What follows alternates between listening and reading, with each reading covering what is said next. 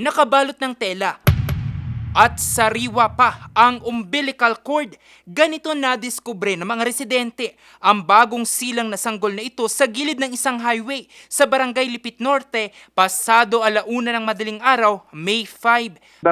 Dalawang mag-asawa ang nakakaalam doon, ma'am, kasi sila nakakita tapos report lang sa barangay hall.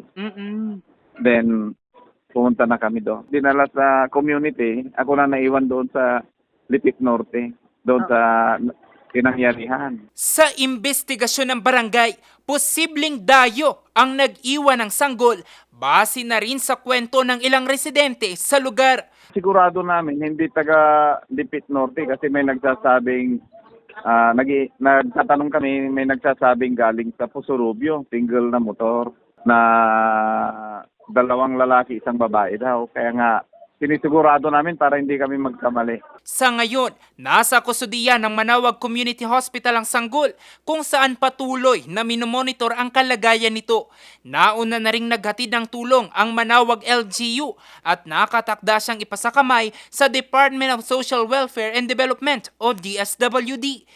Sinubukan naman ng news team na makuha ang panig ng Manawag PNP pero tumanggi muna silang magbigay ng pahayag.